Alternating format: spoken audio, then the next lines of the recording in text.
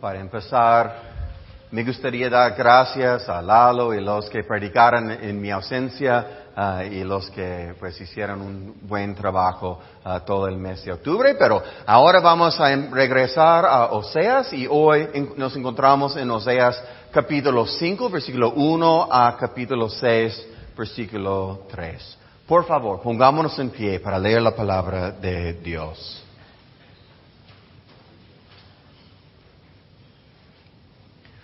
Oigan estos sacerdotes, pon atención, reino de Israel, escucha casa real, contra ustedes es la sentencia.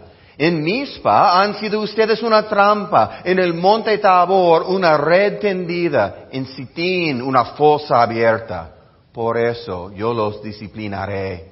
Yo conozco bien a Efraín, Israel no me es desconocido. Pero ahora Efraín se ha prostituido e Israel se ha maneciado. No les permiten sus malas obras volverse a su Dios. Su tendencia a prostituirse les impide conocer al Señor. La arrogancia de Israel testificará en su contra. Israel y Efraín tropezarán con su maldad y hasta Judá caerá con ellos. Con sus ovejas y sus vacas irán en busca del Señor, pero no lo encontrarán porque Él se ha apartado de ellos. Han traicionado al Señor. Han dado a luz hijos de otros padres. Ahora la destrucción devorará sus fincas. Toquen la corneta en Gibea. Hagan sonar la trompeta en Ramá. Lancen el grito de guerra en Ben-Aven. Cuídate las espaldas, Benjamín. En el día de la reprensión, Efraín quedará desolado.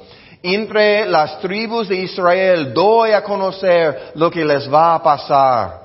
Las autoridades de Judá se parecen a los que alteran los linderos, pues derramaré mi enojo sobre ellos como si derramara un torrente de agua. Efraín está deprimido, aplastado por el juicio, empañado en seguir a los ídolos.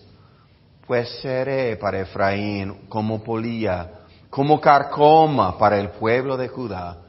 Cuando Efraín vio su enfermedad y Judá reparó en sus llagas, Efraín recurrió a Asiria y pidió la ayuda del gran rey. Pero el rey no podrá sanarlo, ni tampoco curar sus llagas. Yo seré como un león para Efraín, como un cachorro para Judá. Yo mismo los haré pedazos, y luego me alejaré yo mismo. Me llevaré la presa, y no habrá quien me la arrebate. Volveré luego a mi morada, hasta que reconozcan su culpa. Buscarán ganarse mi favor, angustiados me buscarán con ansias. Vengan, volvámonos al Señor. Él nos ha despedazado, pero nos sanará. Él nos ha herido, pero nos vendará. Después de 2 días nos dará vida, al tercer día nos levantará. Y así viviremos en su presencia. Conozcamos al Señor. Vayamos tras su conocimiento, tan cierto como que sale el sol. Él habrá de manifestarse. Vendrá a nosotros como la lluvia de invierno, como la lluvia de primavera que riega la tierra. La palabra de Dios. Tomen sus asientos, por favor.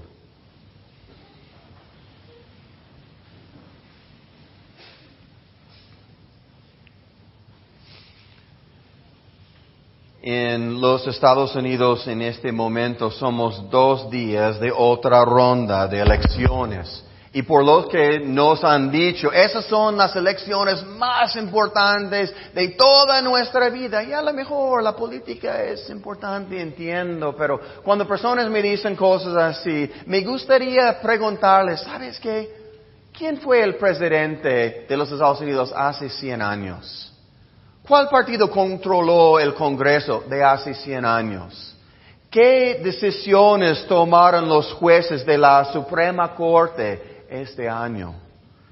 ¿Sabes que probablemente no hay ni una sola persona en 500 que pueden contestar esas tres preguntas. ¿Por qué? Porque con pocas excepciones, casi a nadie le importa la política de las generaciones pasadas. Y esta semana, en nuestro estudio del libro de Oseas, Dios va a cambiar su enfoque. En las semanas pasadas, Él enfocó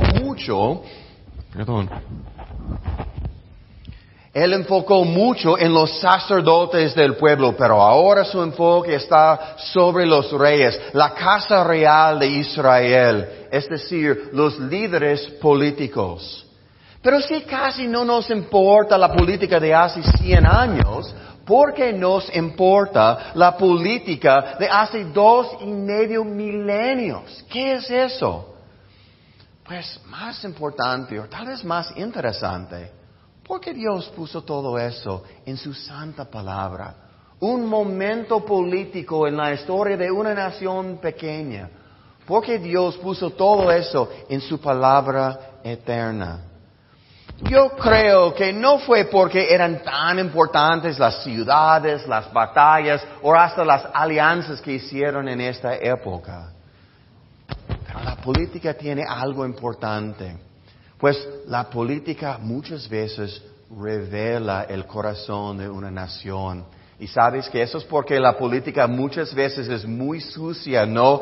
Porque, ¿qué dice la política? Son los resultados externos del pecado colectivo de grandes grupos de personas.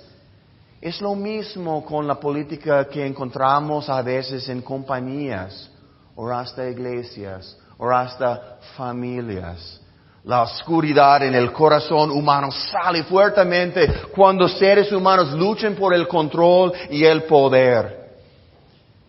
Está bien todo eso, pero ¿por qué Dios está hablando tanto de la política en este libro de Oseas? El libro de Oseas habla de un esposo buscando a su esposa. No es una historia política, es una historia de amor. Hay un problema, ¿no? Con el libro de Oseas. La novia no sabe cómo es. La novia de esta historia piensa que ella es pura, que ella es radiante, que ella es leal a su esposo. Ella no sabe que tiene cicatrices profundos, que está perdiendo la mayoría de sus dientes, que está usando un vestido sucio y viejo. La novia, el pueblo de Dios, necesita un espejo. Leo, ¿puedes cambiar a este micrófono? Ella no sabe que ella necesita un espejo. ¿Y qué es esta política? Cuando Dios está hablando de la situación política en Israel, ¿qué está haciendo? Él está diciendo abiertamente, mira el espejo, mira lo que está en sus corazones, que es evidente a todo el mundo, menos ustedes. Y las noticias son muy malas para Judá, para Israel. Porque Dios está empezando a revelarse sus corazones. ¿Y cómo parecen sus corazones? Como una trampa, una red tendida, una fosa abierta. Desde el versículo 1 podemos ver que Israel y Judá pronto van a caer bajo el juicio de Dios. Es inevitable. Son culpables. Han sido muy infieles en esta historia. Pero hasta aquí, en esta declaración de juicio, en el medio de todo este lenguaje duro, podemos ver la gracia de Dios. Podemos ver el evangelio de Dios, pero ¿cómo? Dice Dios que en este juicio van a ser castigados severamente. La verdad, no. Dice, yo los disciplinaré. Debemos no confundir este concepto de disciplina con el concepto de castigo. Castigo es el precio de un criminal. El culpable tiene que pagar sus crímenes. Pero la disciplina es otra cosa. La disciplina no es para los criminales, no es para los enemigos de Dios. Hebreos 12, que ya leemos en nuestro culto, dice que la disciplina es para los que Dios ama. Pero ¿cuál es el punto de esta disciplina? ¿Qué está haciendo Dios en todo eso? Hebreos 12 también nos dice, Él nos disciplina para nuestro bien, para que participemos de su santidad. Dios está haciéndonos hermosos. Dios está haciéndonos santos. Y una vez más, después de ese descanso de 4 semanas, debemos recordarnos que eso es el mensaje central del libro de Oseas. Dios no está buscando una novia radiante, una novia hermosa para su hijo. Él está haciendo una novia radiante y una novia hermosa para su hijo. Suena increíble, suena como algo hermoso y es hermoso. Sin embargo, necesitamos recordar cómo llegamos a ser hermosos, cómo llegamos a ser santos. Es por medio de la disciplina. Y como Hebreos 12 dice, ciertamente ninguna disciplina en el momento de recibirla parece agradable, sino más bien penosa. Literalmente el griego dice dolorosa. Pero espérame un momento. Si Dios está intencionalmente trayendo la disciplina a nuestras vidas y si esa disciplina nos causa dolor, entonces Dios intencionalmente nos está causando el dolor. Dios causa el dolor intencionalmente en las vidas de su pueblo. La mayoría de las personas hoy en día van a decir absolutamente no. ¿Pero por qué? Porque estamos viviendo en un día en el cual la comodidad y la autoestima son vistos como los bienes supremos de la vida. Entonces el dolor, ¿qué es el dolor? Según ellos es una de las maldades supremas de este mundo. Entonces, ellos dicen que por el hecho que Dios es bueno, siempre está tratando de hacernos cómodos para sentir bien con nosotros mismos. Y porque eso es lo que Dios quiere, ellos dicen, parte de su trabajo, de hecho, tal vez la cosa más importante de su trabajo es quitarnos todo el dolor de esta vida. Él va a quitarnos todo el dolor físico, todo el dolor emocional, hasta todo el dolor económico. No vamos a tener esos problemas y eso es el trabajo de Dios. Pero eso es lo que la Biblia dice, sí o no. Nuestra comodidad, nuestra autoestima, esas son prioridades grandes en el reino de Dios. No, leyendo la Biblia desde el principio a fin, ¿cuáles son las 2 prioridades más altas de Dios? Su propia gloria y nuestra santidad. Pero ¿cómo produce Dios esta santidad en nuestras vidas? Por medio de la disciplina, que puede ser muy dolorosa para nosotros. Entonces, sí, yo entiendo, es un concepto radical para nosotros hoy en día, pero la Biblia es muy clara que para cristianos el dolor y el sufrimiento en nuestras vidas es parte de su plan soberano para nosotros. Y todo es para su gloria y para nuestro bien. Y podemos decir, pero ¿cómo funciona eso? ¿Cómo funciona? Bueno, empieza con el entendimiento que nada es escondida de los ojos de Dios. Pues en los tiempos modernos, una esposa infiel puede hacer muchas diferentes cosas para esconder su infidelidad de su esposo. Y en esta manera los hijos de Israel en su día hicieron mucho para esconder su infidelidad de Dios. Suena increíble, pero ellos pensaron que ellos pudieran esconder su infidelidad del Dios viviente. ¿Y cómo hicieron eso? Llegaron a su templo trayendo corderos y también vacas, muchos sacrificios. Mira Dios, de cuánto te amamos mucho, mira todos los sacrificios. Mira que estamos en tu templo cada semana intentando cubrir su infidelidad con acciones religiosas. Pero la realidad es que nosotros muchas veces hacemos lo mismo. Llegamos a la iglesia, cantamos las canciones, ponemos dinero en la canasta. Pero durante la semana muchas veces actuamos como Dios ni existe. En las decisiones cotidianas de cada día, ni pensamos en Dios y en su palabra. Entonces, ¿qué hace Dios? Cuando Dios sabe que nuestros corazones son más y más y más infieles, ¿qué hace Él? Paso número 1, muchas veces, es que Él nos quita su presencia. Y eso es lo que Él hizo con Israel. Quitó su presencia, quitó su protección de Israel. Y por primera vez empezaron a dar cuenta que, hay muchas naciones alrededor de nosotros que nos odian, que quieren robarnos la tierra. ¿Qué hacemos? ¿Qué hacemos? Y entraron en un momento de pánico. Y eso es lo que dice en versículo 8. Toquen la corneta en Gibea, hagan sonar la trompeta en Ramá, lancen el grito de guerra en Bet-Aven. Dios nos va a salvar. Pero no, eso no es lo que el texto dice. Ellos no buscaron su salvación en Dios. Históricamente, y también en el resto de este libro de Oseas, vamos a ver exactamente lo que hicieron. No pusieron su fe en Dios, pusieron su fe en su ejército, en sus soldados. Parece muy necio. ¿Cómo puede ser que confiaran en unos pocos soldados en lugar del Dios omnipotente? Pero es exactamente lo que hicieron. Pero nosotros también, ¿no?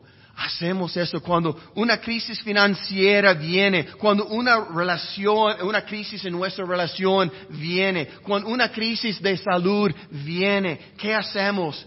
Buscamos las autoridades de este mundo. Ese psicólogo me puede ayudar, ese doctor me puede ayudar, ese gurú me puede ayudar, este consultor financiero me puede ayudar. Buscamos cualquier solución humana antes de ir a la palabra de Dios, antes de buscar el consejo del Dios viviente para ver lo que Él quiere de nosotros. Pero Dios dice a los líderes de Israel, nunca va a funcionar.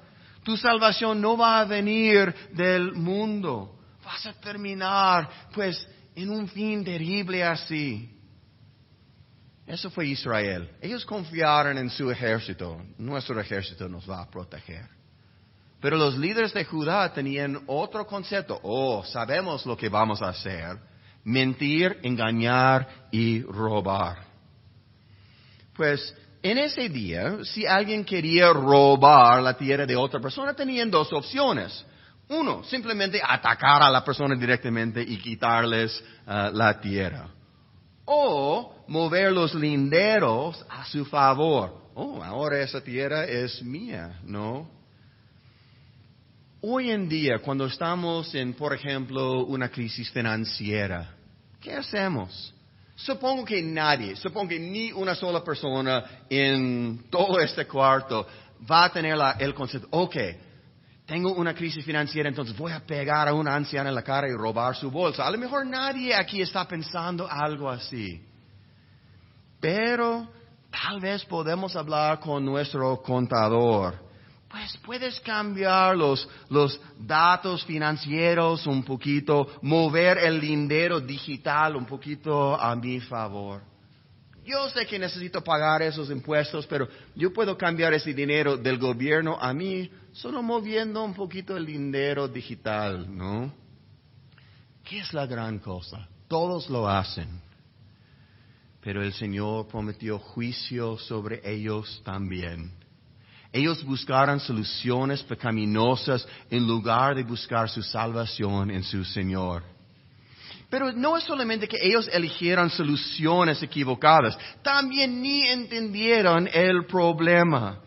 Ellos imaginaron, nuestros problemas están viniendo del mundo, entonces vamos a buscar soluciones del mundo. Pero para no cometer el mismo error, vamos a preguntarnos, ¿de dónde vienen los problemas? ¿De dónde viene el dolor? Cuando las dificultades de esta vida nos pegan, ¿de dónde vienen esas dificultades? Cuando experimentamos el dolor, la pérdida, el sufrimiento, ¿de dónde vienen esas cosas? Mira lo que Dios mismo dice en versículo 12. Él está hablando de Él mismo, dice, pues seré para Efraín como polilla, como carcoma para el pueblo de Judá. Y podemos decir, bueno, esos son ejemplos de destrucción. Pues las polillas destruyen la ropa, carcomas destruyen paredes de madera. Pero eso no puede ser, ¿verdad? Dios es amor, Dios es paz. Dios quiere que todo salga bien en nuestras vidas, ¿verdad? ¿Cuántas veces cuando la tragedia nos pega, he escuchado hasta cristianos diciendo cosas como, ¿sabes qué? Dios no quiere eso para tu vida. Dios nunca haría algo así. Pero ¿qué dice Dios mismo? Como una polilla, si sea necesario, yo voy a destruir tu comodidad, hasta la ropa que están usando. Si es necesario como una carcoma, yo puedo destruir las mismas paredes que has construido para proteger tu mundo, si piensas que tú mismo puedes hacerlo. Necesitamos entender, si pertenecemos a Dios, Dios no está causándonos el dolor innecesario. Dios nunca causa dolor innecesario. Pero Él sí ha traído este dolor, ese sufrimiento a nuestras vidas por su gloria y nuestro bien. ¿Por qué? Porque hay cosas en todas nuestras vidas, hoy, que están llamando a nuestros corazones, que quieren nuestra atención, que quieren nuestra fidelidad en lugar de poner nuestra fidelidad en Dios. Esas cosas están intentando matarnos. Y como hemos visto muchas veces, paso número 1 para Dios es que Él nos quita su presencia para revelar las intenciones de nuestros corazones. Y si nuestros corazones han sido cautivados por el pecado, Dios nos ama lo suficiente para destruir las cosas en nuestras vidas que están tentando nuestro corazón. Puede ser nuestra comodidad, puede ser nuestro sentido de seguridad. Yo sé que muchas personas hoy en día no quieren pensar que Dios es activo en nuestro sufrimiento.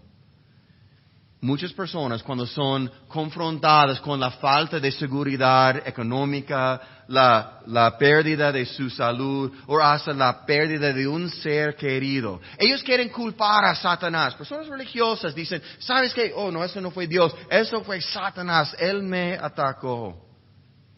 Pensamos por un momento que Satanás tiene el poder de desviar un pequeño del plan de Dios. ¿Piensas que Satanás tiene más poder que nuestro Dios omnipotente y su plan para nosotros? Hablando de los ataques de Satanás, pocos han sufrido más que Job en la Biblia, porque él experimentó todas esas tragedias a la vez. Perdió su salud, perdió su dinero, perdió la mayoría de su familia. ¿Quién hizo todo eso? Es una pregunta importante para nosotros. ¿Quién hizo todo eso? Los caldeos absolutamente robaron el ganado de Job. Pero Job sabía, ellos no son la polilla. Pues el diablo mismo intentó lastimar, dañar a Job. Pero Job sabía, el diablo no es la carcoma. ¿Qué dijo Job? ¿Quién me quitó todas esas cosas? Dijo Job. El Señor ha dado, el Señor ha quitado. Los caldeos no, el diablo no, el Señor ha quitado. Bendito sea el nombre del Señor. ¿Cuál fue la respuesta de Job en el medio del sufrimiento, en el medio del momento duro? ¿Cuál fue su respuesta? Adorar al Señor. Israel y Judá no tenían la sabiduría de Job. Cuando Dios empezó a quitar su comodidad, cuando empezó a quitar su seguridad, ellos cometieron el error que destruyó sus naciones. En lugar de buscar su refugio en Dios, ¿en qué buscaron su refugio? En Asiria, la misma nación que los destruyó después. ¿Han visto las esculturas que los asirios han hecho de sus reyes? Yo vi en persona uno de esos esculturas una vez, son pues increíbles. La cabeza de sus reyes sobre el cuerpo de un león. Y a lo mejor los de Israel vieran pues estas imágenes impresionantes y pensaron, ¿sabes qué? Ellos son poderosos. Ellos pueden curar lo que está mal en mi vida. Ellos pueden curar nuestras heridas. Estos leones de Asiria. Pero no. Solamente provocaron la ira del león verdadero. Dios quitando su presencia no fue lo suficiente para separarles de su pecado. Dios atacando a su comodidad, atacando a su comodidad y su seguridad no fue suficiente para quitarles, para separarles de su pecado. Ahora ellos enfrentaron algo más terrible. Mira lo que dice en versículo 14. Yo seré como un león. Y luego dice, yo mismo los haré pedazos. Y luego me alejaré. Yo mismo me llevaré la presa y no habrá quien me arrebate. Pero ¿cuánto tiempo va a durar ese sufrimiento? Cuando es Dios mismo y su poder que está causando el daño. ¿Cuánto tiempo va a durar este dolor? ¿Cuánto tiempo va a durar ese sufrimiento? Dios mismo ha dicho hasta el segundo. Y aparece en el siguiente versículo 15 dice, volveré luego a mi morada hasta que reconozcan su culpa.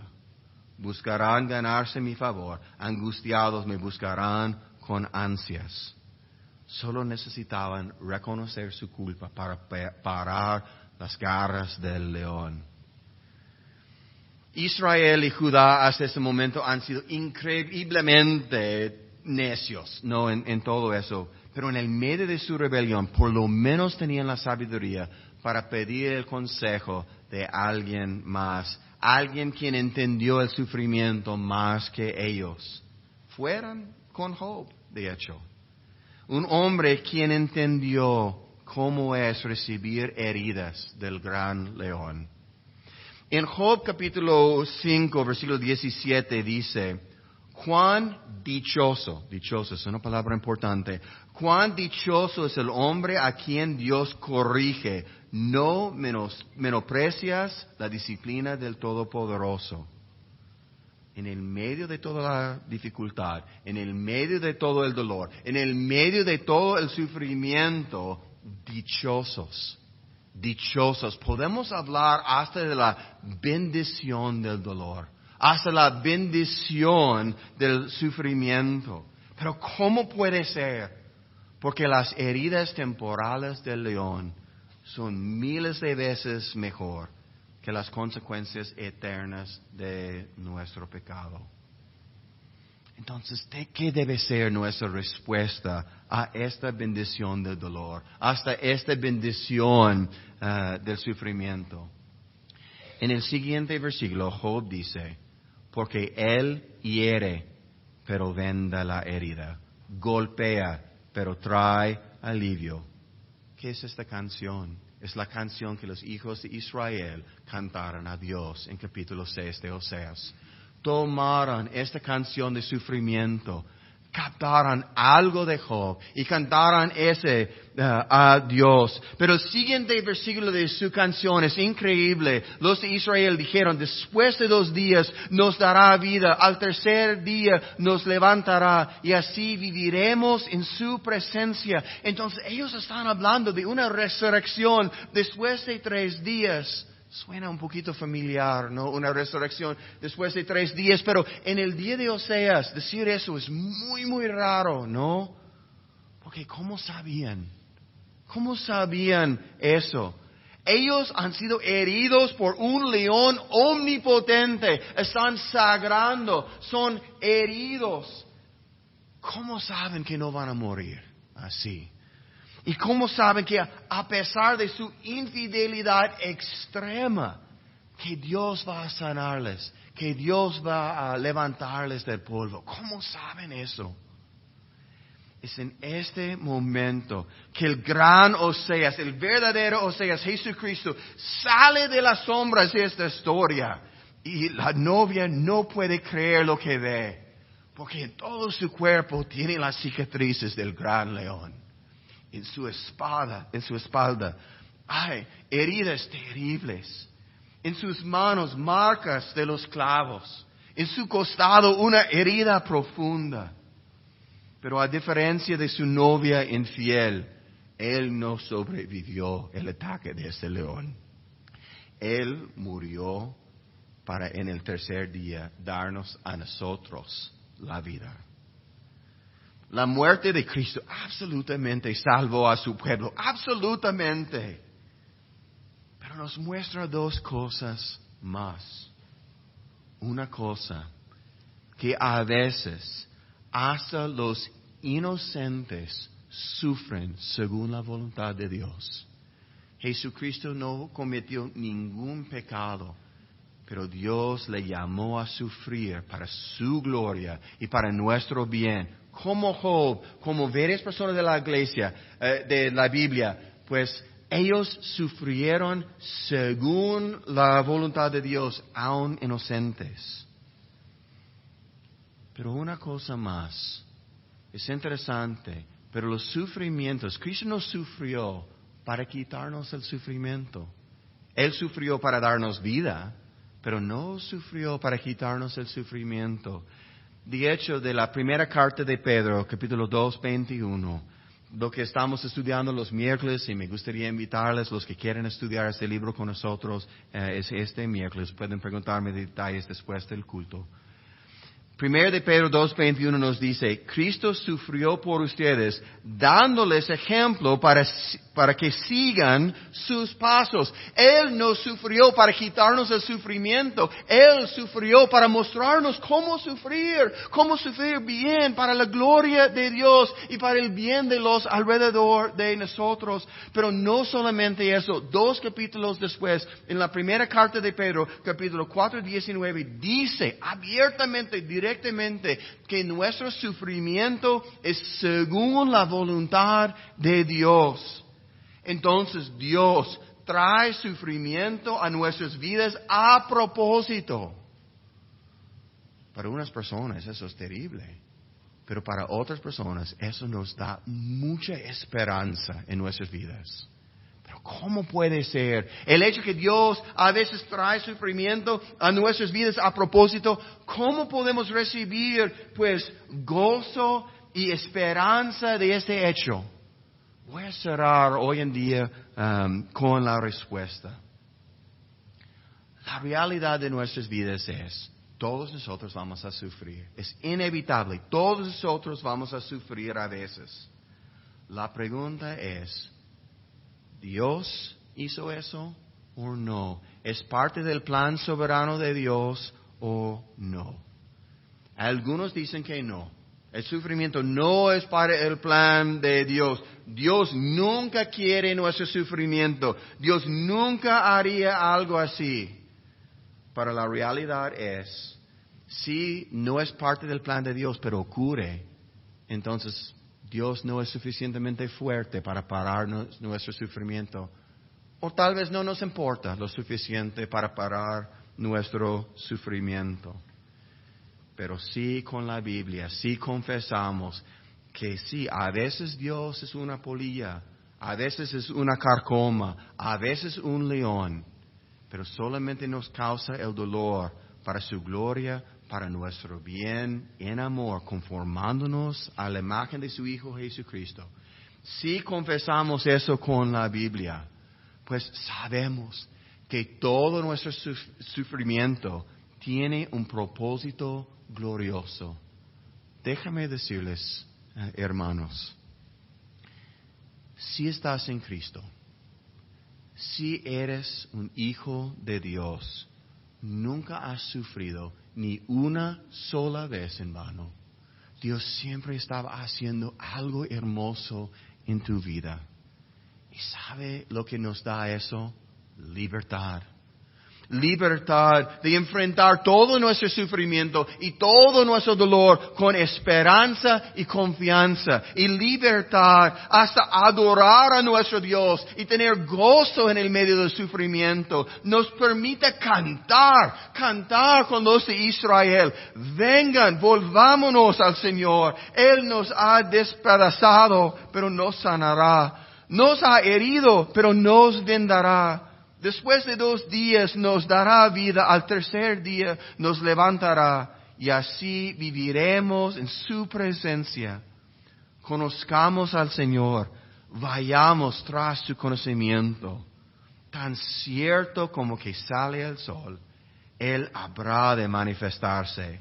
Vendrá a nosotros como la lluvia de invierno, como la lluvia de primavera que riega la tierra. Oremos.